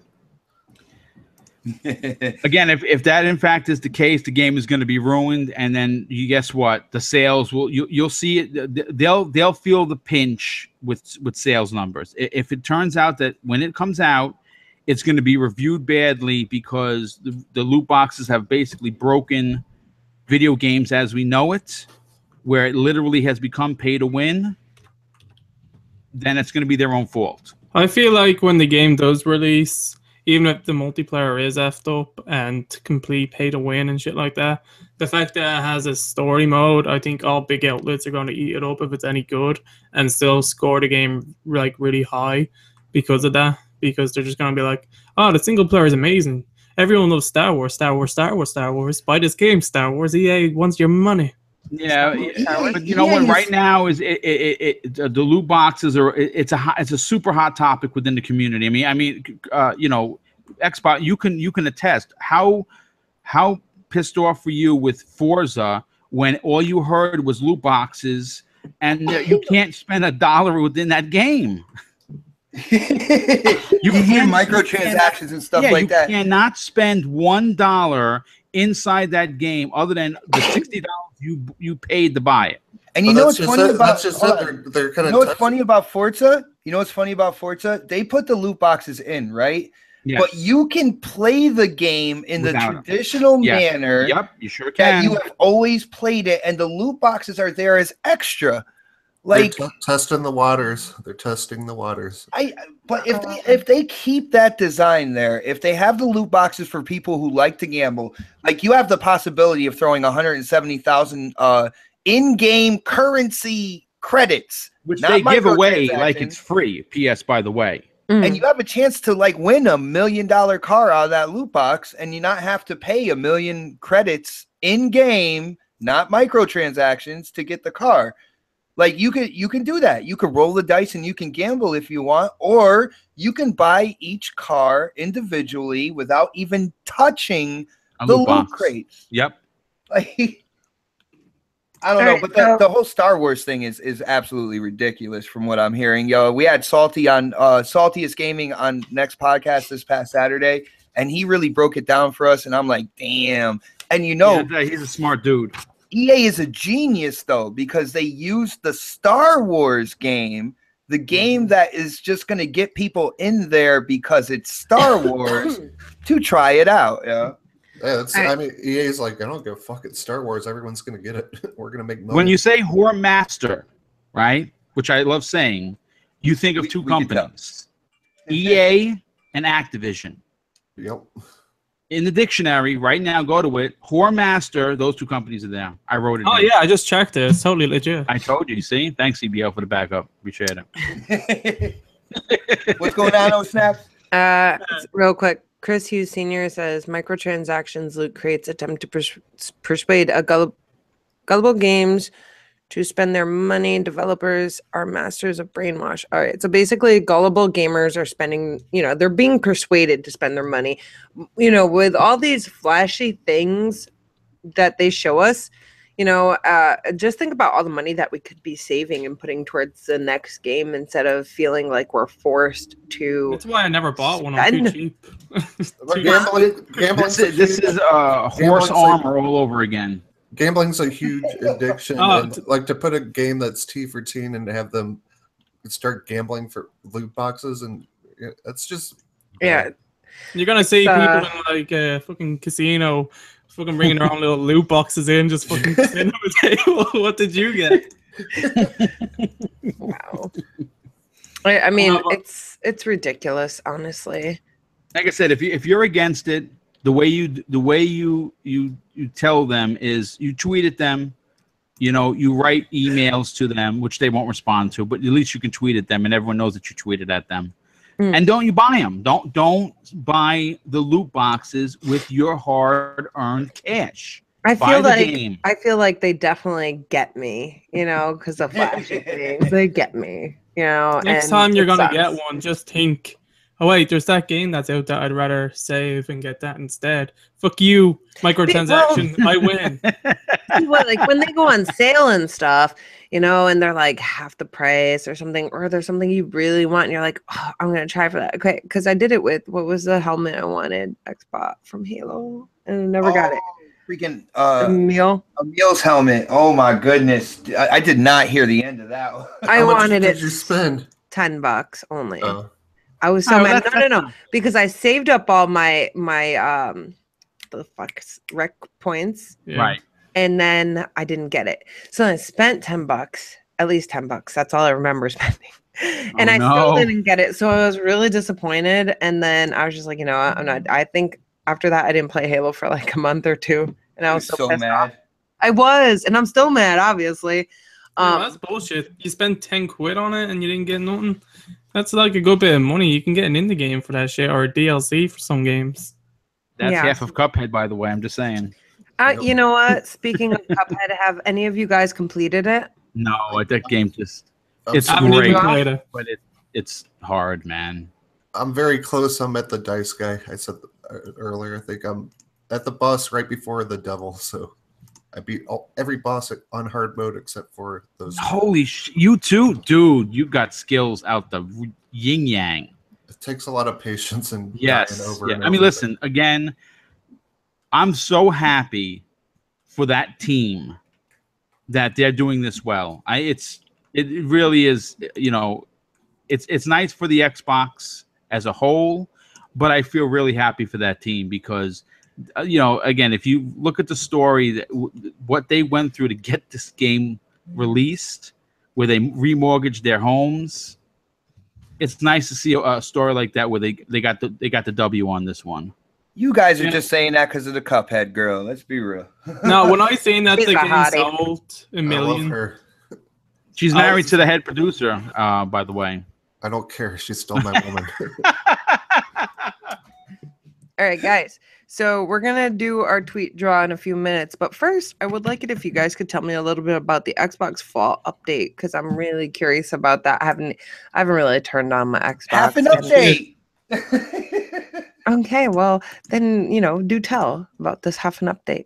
Well, the thing was, when they talked about the fall update, they were talking about, doing the avatars and all that good stuff. And this is another thing with Microsoft, because they talk about all these features that they want to put in, and then when it comes time they piecemeal it out to you to make the update public, they only put a fraction of it out as public, and they end up delaying certain portions. And two things I wanted, first of all, was an upgrade to Upload Studio, which we haven't heard anything about. Game DVR. We have up to 1080p capture now on the Xbox Ones. When the X comes out, you'll get the 4K or whatnot. Yep. But I wanted an upgrade to Upload Studio, and I wanted my avatars. And I figured we would test the avatars before the entire system update came out. There's still time. The new avatars look dope. I really want to get into that. Yeah, and we don't have them yet, right? No, November 7th is when the One X drops, so there's still time. You could have let the people who are in the preview program test everything out and then drop everything. And it's just it's another example. Microsoft is known for this. They did it with the Zune, with software updates with the Zune, going all the way through Windows 10. Talking about updates coming, and then the features. There would be certain features that were left out of it because they still have to work on it more. It's well, then don't put it all together. You know what I'm saying? If you're not going to release the whole thing at that point in time, don't put it all together. Be all right, we're doing the fall update, which will speed up navigation and stuff like that. And we're working on avatars, and they will be ready possibly at a later date. But they don't say all that. And they end up not giving everything that they had promised when these things go public, and I'm getting kind of sick of that shit. To be honest, Xbox, in my personal opinion, the Xbox platform is the best console platform out there, right? Yes. And I don't, 100%. But there's certain things I'm not gonna accept. All right, there's certain things that Microsoft Xbox need to do. They need to change their ways in certain things, and this is definitely one of them. Giving out all these promises for features, and have a preview program for everybody to test them out, but then release this update and don't even say, oh, by the way, guys, it's the avatars are going to take longer, or we heard you with Upload Studio and we're working on that as well. There was nothing about that. They're just yeah, it's up and ready to go, and it's only half of what they said it was. I was super pissed off when I seen they released this update. I went on Twitter and I seen Major Nelson tweet, the new fall update is coming out later today. And I'm I'm in the preview program and this is not ready. This still has issues. What the fuck are you smoking? It's not ready. I'm there thinking to myself, are they actually going to have enough time to actually fix all this shit before the Xbox One X is out? And then it was just random. It was just a random day. And they're oh yeah, the new update is coming out for everyone. I'm just seriously? So it's not finished. It seems rushed. It's what the? Why are you releasing this? Everyone are still reporting issues, with party chat, other things like that still aren't 100%. You know what they need to do with party chat? They originally announced it and they went away from it. They need their own servers. It needs to be their own service for party chat, and I think it would fix all of the problems. But I don't know if they can do that with all of, some people in preview, some people out of preview, some people's alpha, beta, Charlie, Delta. It's so much. I got out of the alpha. I nearly bricked my system last year, and I said, that's it. I jumped out of it. So many issues with it, and I always have trouble with parties still. So yeah, that's what I'm saying. They had lots of big issues with party chat, where there was even affecting games and stuff like that 2 weeks ago, and it took the majors to fix it. This update is incomplete, as we already know, because the avatars aren't even out. We didn't get a chance to try them. It just goes to show how far behind they actually are, and why what's crazy is they used to be the leader. The party chat on the 360 was crazy good. Yep. Never a problem. I have a big pet peeve about the dashboard that I'd like to address. Okay. Brother, speak on it. Okay, you know how they have like pins, like I love pins. I'm not gonna front. Like on your main dashboard, like I get why it shows like the last game you played, and I get why it shows something else at the right to promote stuff. But there's like 2 pins on the bottom and like 3 pins on top of those. And it's the pins where they say, I want more of this, I want less of this.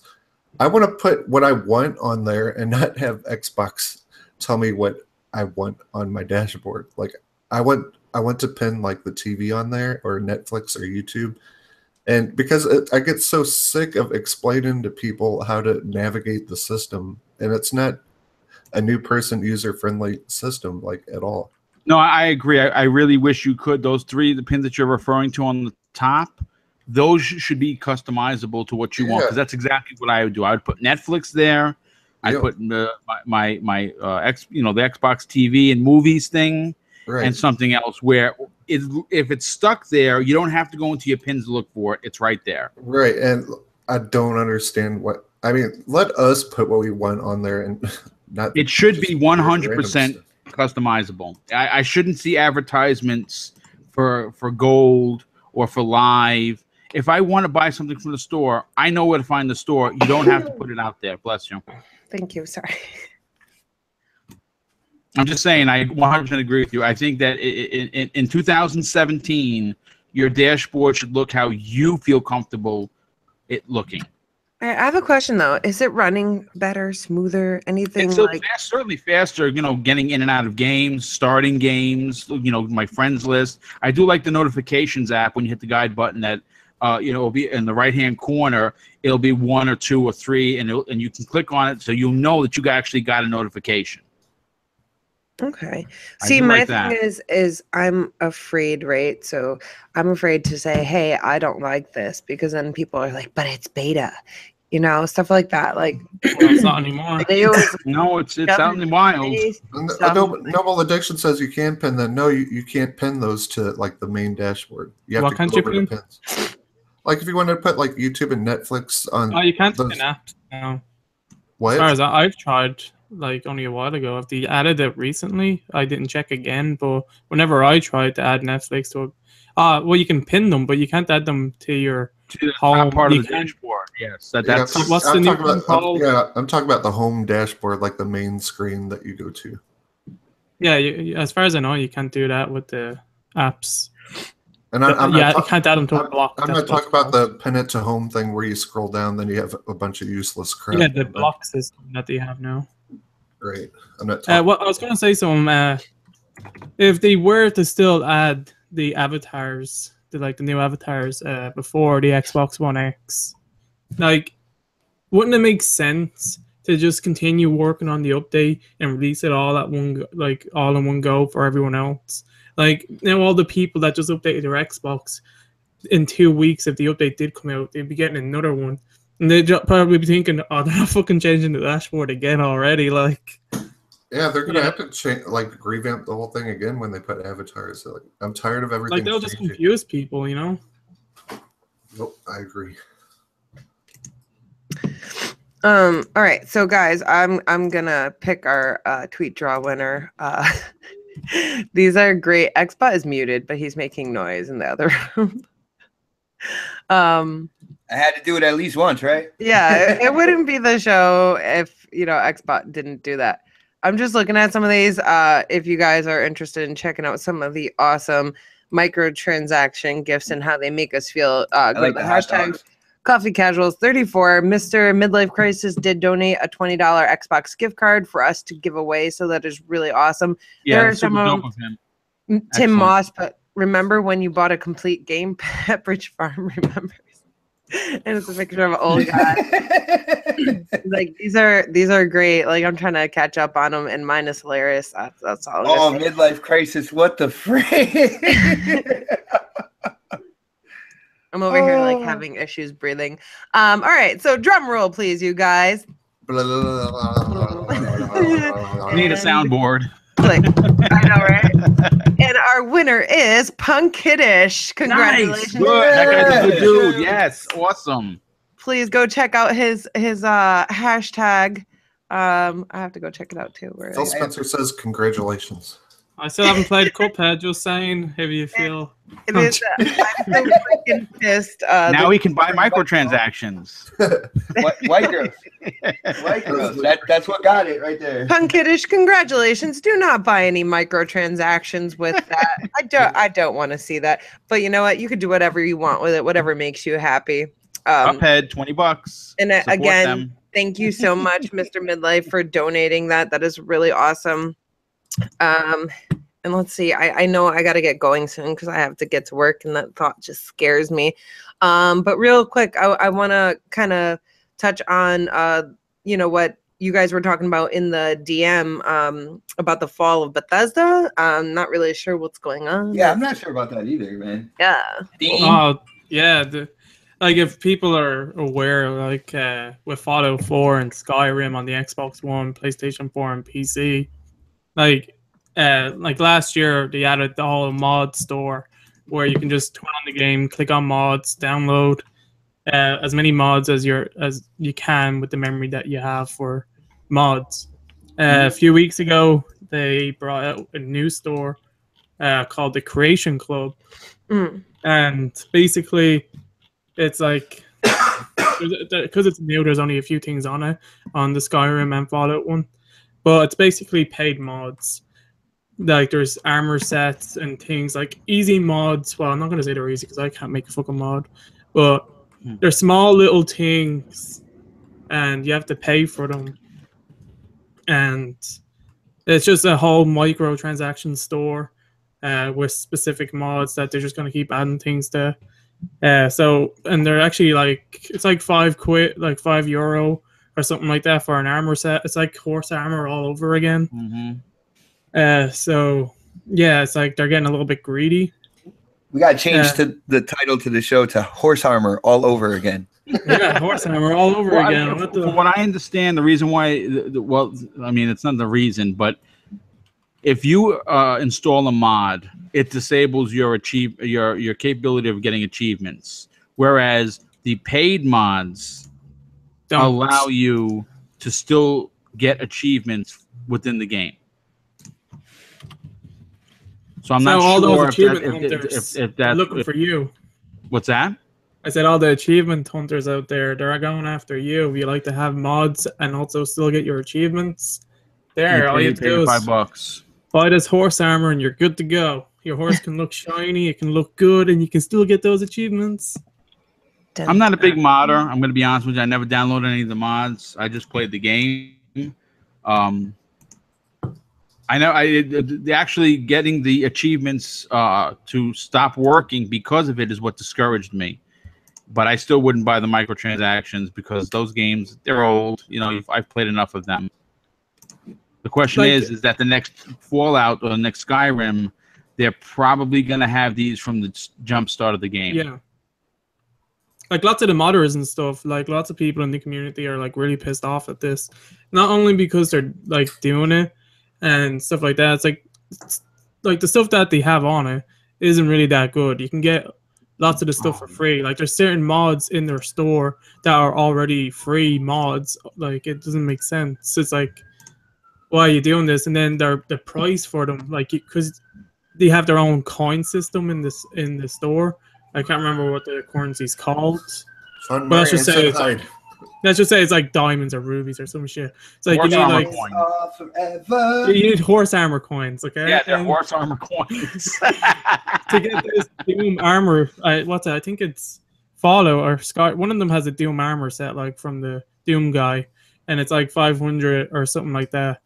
Horse armor coins, and that's like 5 or 6. You can only buy 700 horse armor coins at a time. We got to call on that from now on. I'm going to patent that, horse armor coins.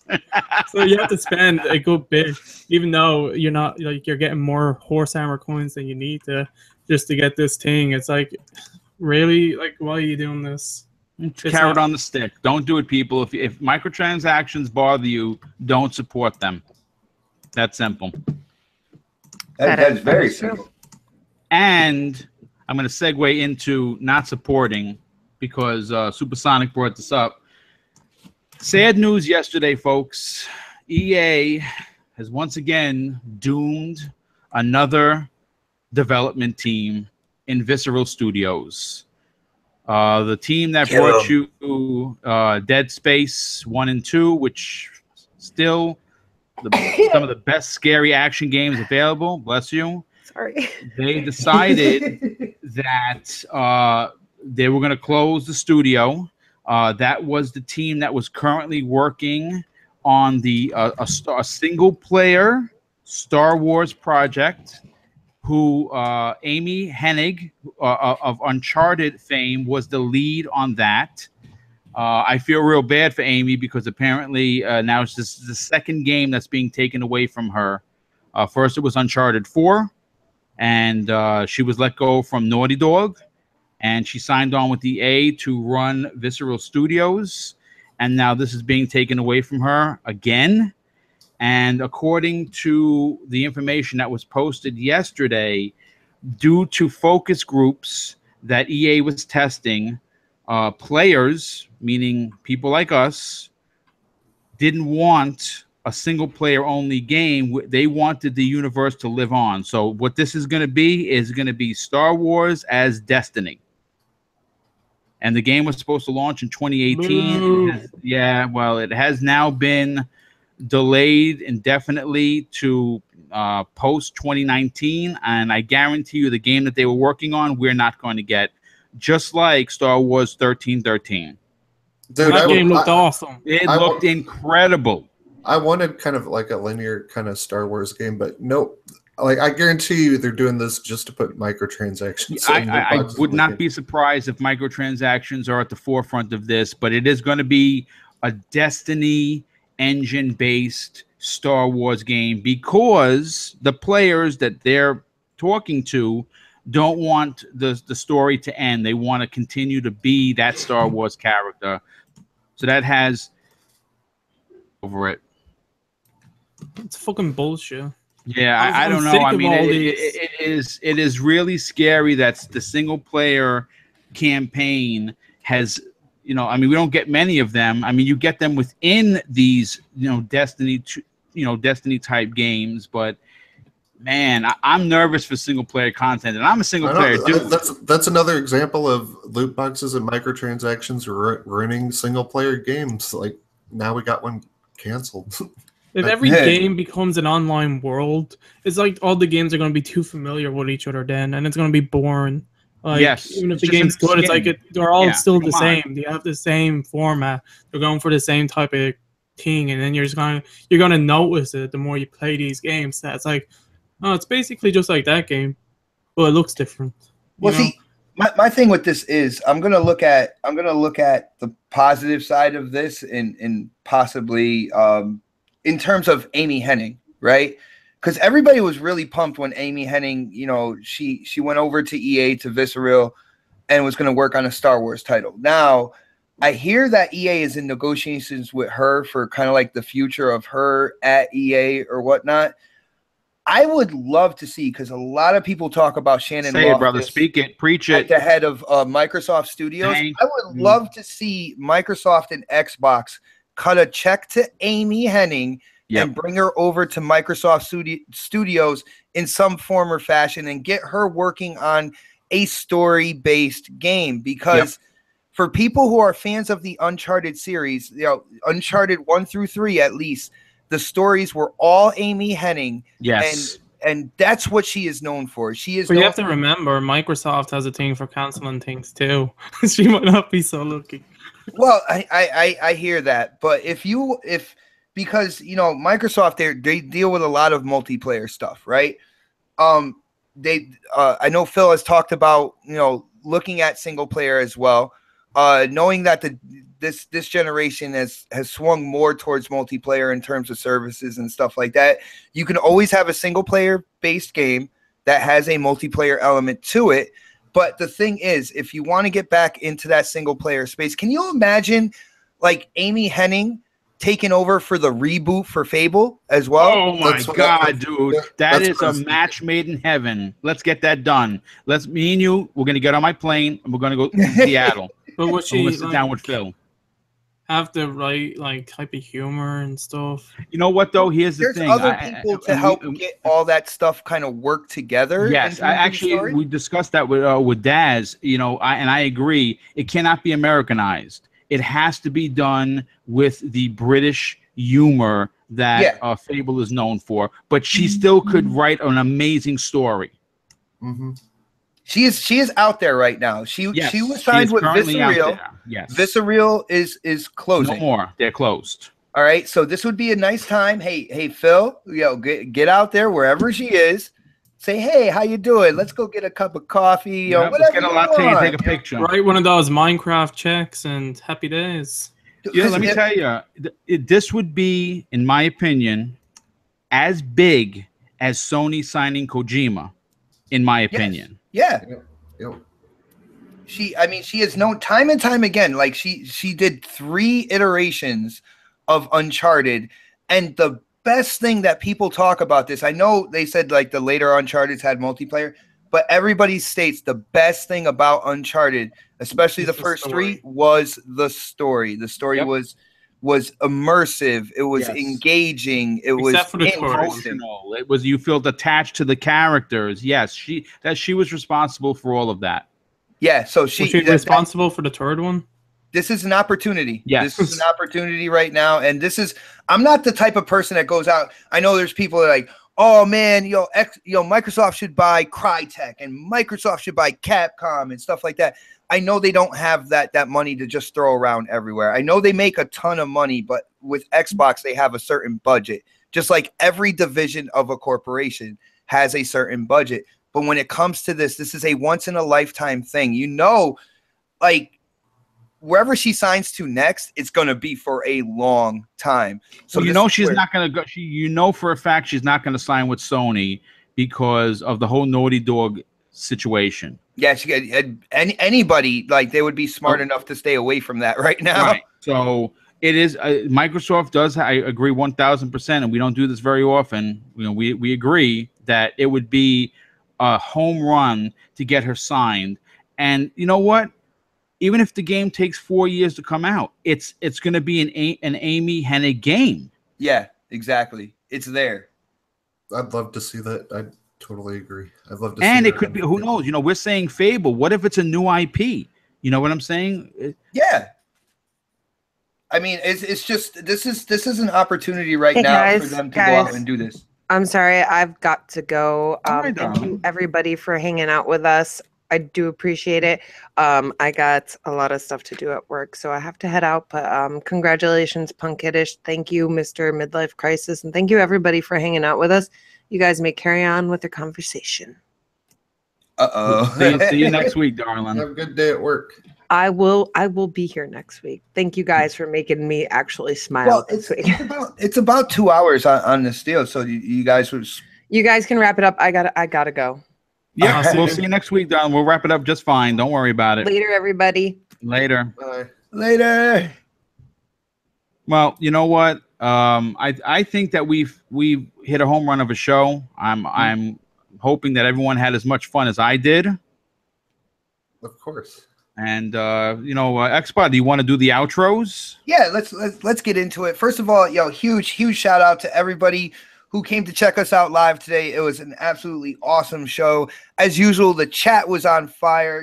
Punk Kiddish, I hope you enjoy. Your $20 Xbox Live money. Like Boom said, you can put it towards Cuphead. You can put it towards whatever you want. Maybe some microtransactions. But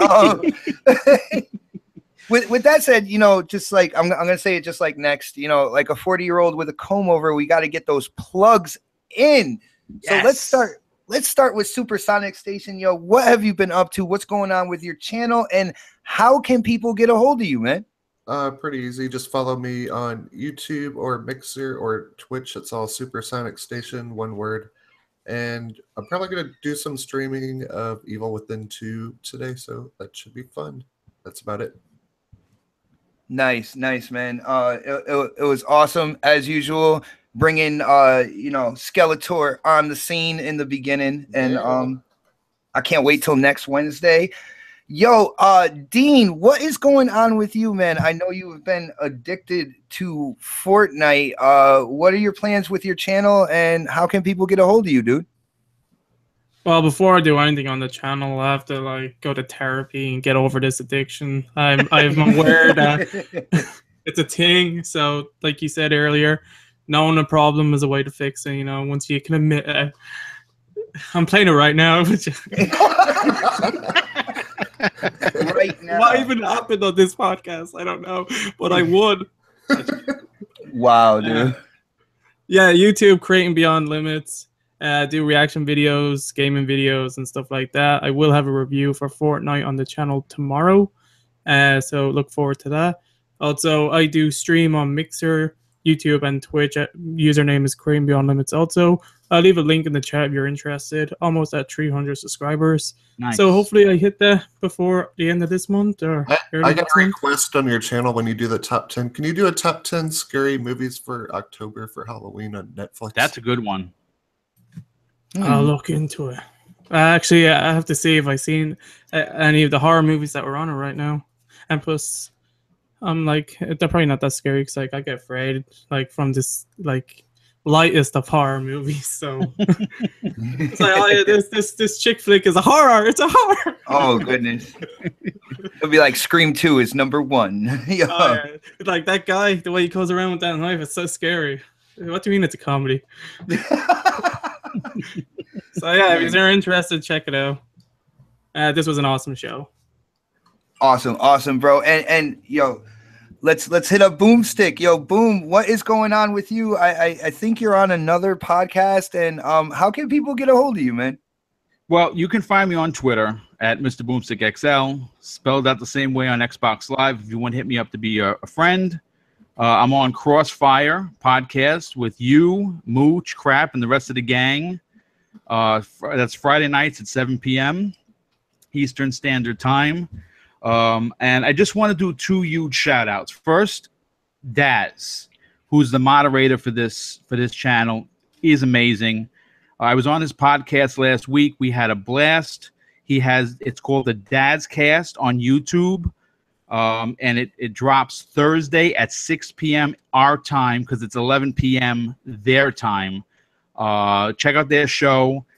Guy does a lot of good work, a lot of good, a lot of stuff to talk about. And the other shout out I want to give is to G4G Media. They're also on YouTube. Give them a like, give them a check out. They do videos. It's run by Avers and MoxieBot. Check them out on Twitter.